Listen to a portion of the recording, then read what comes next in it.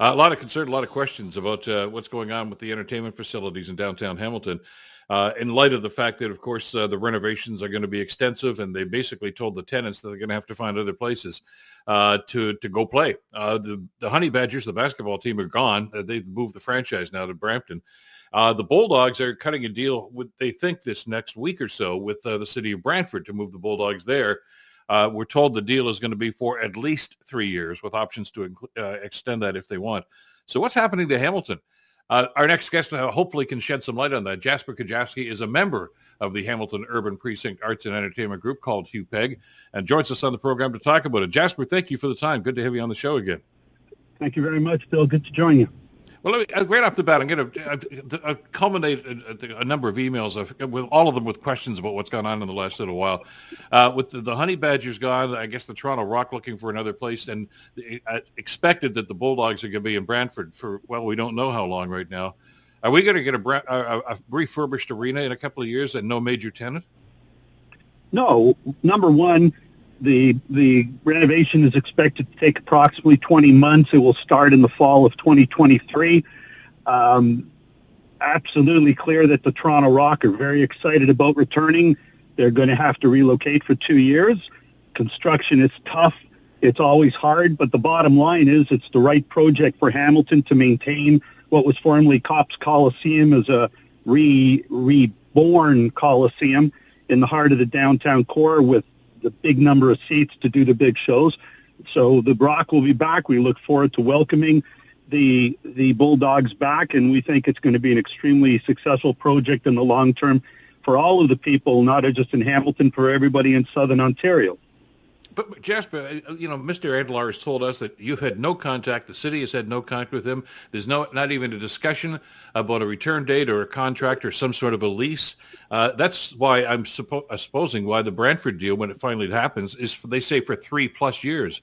If you don't make any overtures and just let them go, there's an inclination right now that say, well, we're gone. No, Bill, with the greatest of respect, that's simply not accurate. In fact, and Michael knows this very well. Are you telling us that Mr. Andlar is misleading us? I'm not describing anything other than the fact that we had a meeting on January the 20th that Michael was in. It was only 5 people in the room. He knows who was there. He knows what we were discussing in regards to the long term and what has to be done to get to an agreement that works for everybody. So he was in that meeting on January 20th. That was only less than 2 weeks ago, and he knows what the takeaways from that meeting are and what was expected that we're preparing to deliver to him. So I was a little bit surprised, quite frankly, when read that follow-up article that Scott Radley wrote, which suggested that there's been no contact because we were just in a meeting on January 20th. Well, and again, he was quoting Mr. Andlar, who simply said there'd been no contact, nobody's talked to him. There's been no suggestion about this. So we're getting crossed stories here and conflicting stories. The proof will be in the pudding, I guess, when the Bulldogs sign the lease with the Brantford, if in fact they get that far and find out what happens. Right. I know we don't have a whole lot of time here, and a couple of other things I wanted to touch on very quickly. Yeah. The lack of transparency. John Best from the Bay Observer was just talking about this. I mean, we've heard stories so far, Jasper, that even the new mayor, when she was after her swearing in, Andrea Horvath, apparently requested to see the documents of the deal and what was going to happen, and she was refused. I guess one councillor was allowed in, but it was apparently a locked room. He was in there by himself, not allowed to have any electronic devices or anything to write with.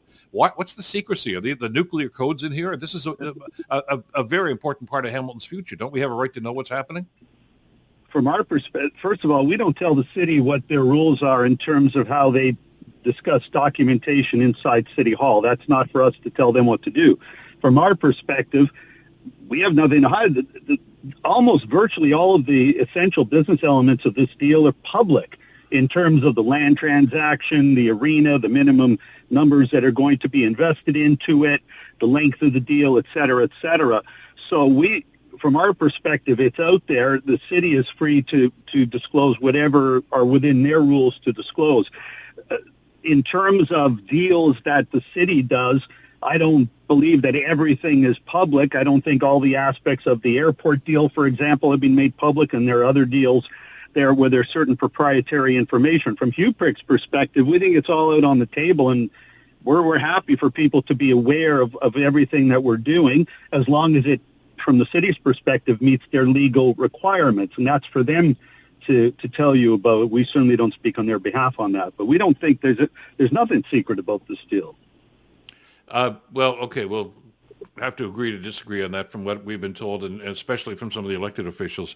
And I want to pursue the bulldog aspect of this too. And I know we're just about out of time, but I know that you've been involved with this from the get-go. You do understand, of course, that Mr. Andelar basically has the rights, the territorial rights, for putting junior hockey here, or basically any kind of hockey, we were told. So you're going to have to deal with Mr. Andelar one way or another. Are you confident that you can do something like that sooner than later and not wait three and a half years for it to actually start?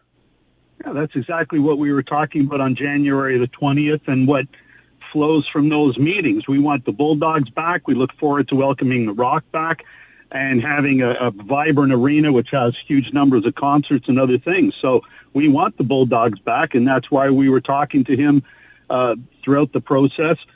If there, there have been different stories that have been told about what meetings took place. I just know where we were and what we talked about with him, and what certainly most recently we talked about on the 20th. So, and what's to flow from that meeting. So we look forward to welcoming the Bulldogs back. We think that they're a very integral part of the community. He has to make business decisions in regards to what he does during the period, during the relocation. Nobody will dispute that a renovation is disruptive if it happens in the same location. We're obviously not revisiting the stadium issue. That's a whole, we're not relitigating that. But the reality was... You didn't learn from it either.